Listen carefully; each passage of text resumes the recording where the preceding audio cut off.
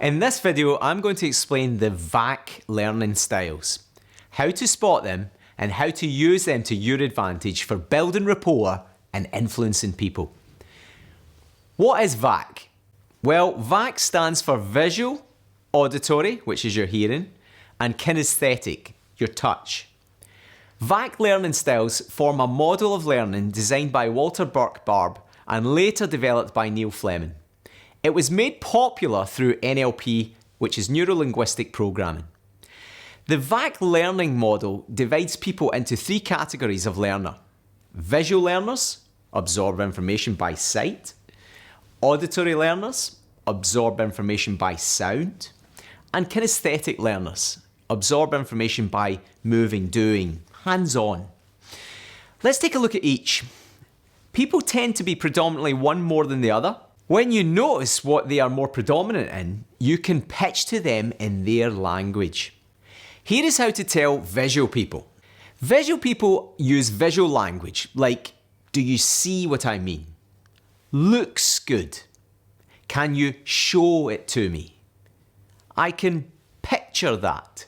Visual people also speak faster and on occasions use their hands when talking.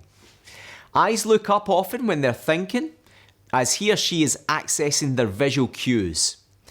When selling to a visual person, you must use similar language like, let me show you this. You must paint vivid pictures for them and show them things in great detail. Future-paced questions are good with visual people as it gets them to imagine and picture how it would help them in the future. Questions like, so Steve, I want you to imagine you have full access to our tool right now. What's the first thing you would use it for? Now, spotting more predominantly auditory people is as follows. Auditory people use language like, do you hear what I'm saying? Tell me. I hear that. Let's talk. On the same wavelength. Strikes a chord. Clear as a bell. Sounds like a great idea. You'll notice that their eyes dart from side to side because that's where you access your sounds. Their voice tempo fluctuates, fast, then slow, or vice versa. To sell to auditory people, you would like them to hear sounds, which means do a lot of talking and use auditory language when you're doing so. Finally, the kinesthetic type of person. Kinesthetics use language like feels good, get a grip on things, driving forward. Hold on a second. I can grasp the idea. I can't put my finger on it. I'll be in touch. Scratch the surface.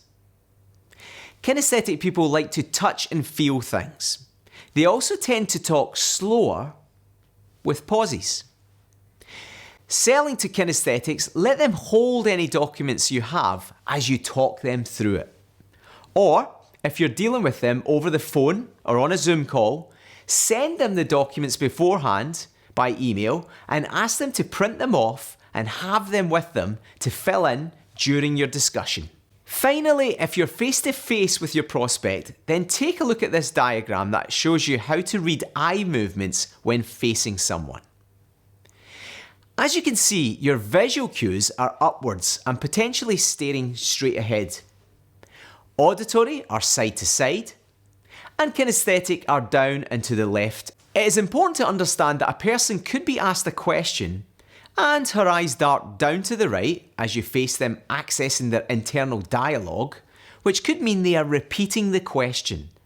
Then they may dart up to the right for visually remembered pictures, and then come back and look straight back to yourself to tell you the answer. This is why when you're new to this, you can't just watch their eyes.